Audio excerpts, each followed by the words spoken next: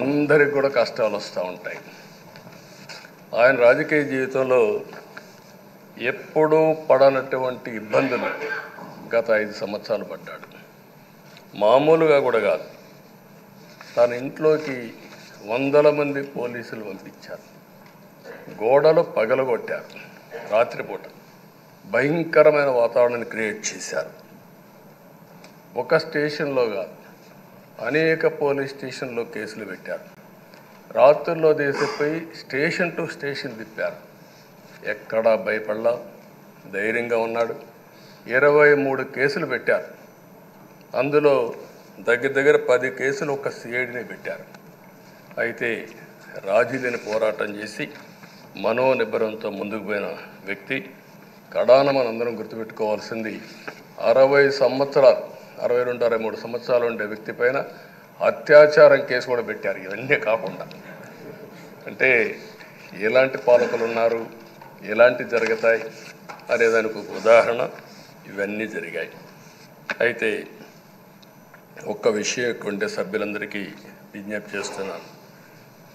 ప్రతి ఒక్క నాయకుల్లో కూడా ఒక స్ఫూర్తిదాయకమైన సంఘటనలు ఉంటాయి. అందుకే ఇన్నిసార్లు గెలుస్తారు. అలాంటి మన అయ్యన్న పాత్రుడు గారిలో ఉండే మంచి పాజిటివ్ పాయింట్స్ అన్నీ కూడా మీరు కూడా ఆలోచించుకోవాల్సిన అవసరం ఉంది. ఒక వ్యక్తి చట్టసభకు రావడం ఒక అరుదైన గౌరవం. ఇది ఒక అవకాశం. కొన్ని లక్షల మందిలో ఆ అవకాశం మనకు వస్తుంది. ఆ అవకాశంతోనే మనం అందరం ఇక్కడికి వచ్చాం. అయితే మనం అందరం గుర్తుపెట్టుకోవాల్సింది, మనల్ని ఎంపిక చేసిన ప్రజలకి ఏం చేయాలి, తాత్కాలికంగా ఏం చేయాలి, ఒక టైం బౌండ్ ప్రోగ్రాంలో ఏం చేయగలుగుతాం, దీర్ఘకాలంలో ఏం చేయగలుగుతామో మనం అందరం ఆలోచించుకుని అలాంటి సమస్యల్ని పరిష్కారం చేయాల్సిన బాధ్యత మనందరి పైన ఉంది.